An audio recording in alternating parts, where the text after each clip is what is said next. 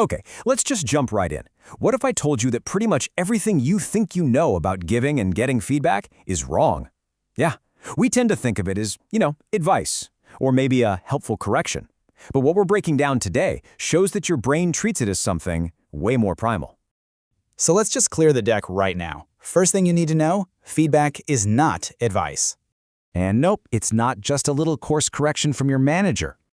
And it is absolutely 100% not just someone's opinion, whether it's good or bad. So, okay, if it's not any of those things, then what on earth is it? What are we actually talking about here? Let's get to the real heart of it. Here it is.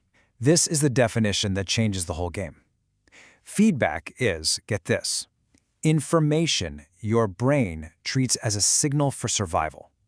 And I'm not exaggerating. We are talking about a deep, hardwired evolutionary response. So let's dig into the neuroscience a bit. I mean, why would your brain react to a casual comment from your boss with the same intensity as, say, a predator rustling in the grass? Well, it's because it's constantly asking one single fundamental question. Every single time. Every time you get feedback, whether it's said out loud or just a look someone gives you, your brain is subconsciously asking this: what does this mean for my position in the world? It's all about social standing, about belonging, about reward and threat.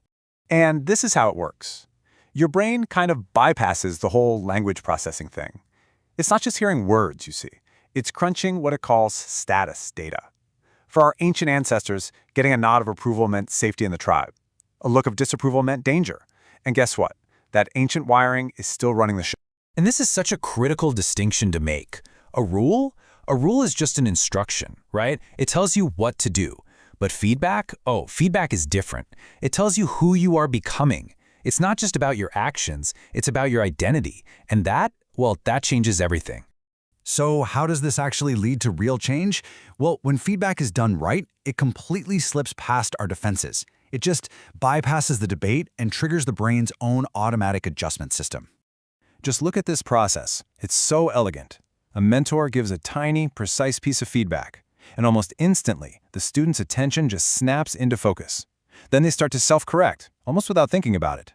And before you know it, that new behavior is automatic. The influence has become a part of who they are. So here's the secret mechanism.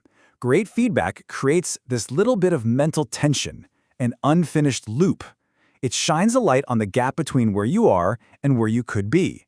And your brain absolutely hates that unresolved tension.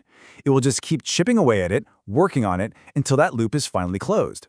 That's what drives the action. Not nagging, not pressure, just the brain's natural desire to solve the puzzle. Okay, so we've covered the why. Now let's talk about the how. How do we actually put this incredible knowledge to use? This is where we move into the real art of influence, using feedback strategically. You see, the most effective feedback, it's not a lecture, it's not a big speech. According to the research, it has these 4 distinct qualities. It's quiet, it's precise, it's timely, delivered right in the perfect moment. And here's the real kicker. It lands emotionally, makes its point, and then it vanishes, leaving the brain to do all the work. Real, effective influence isn't about being the loudest person in the room. It's definitely not about forcing your will on someone or demanding they change.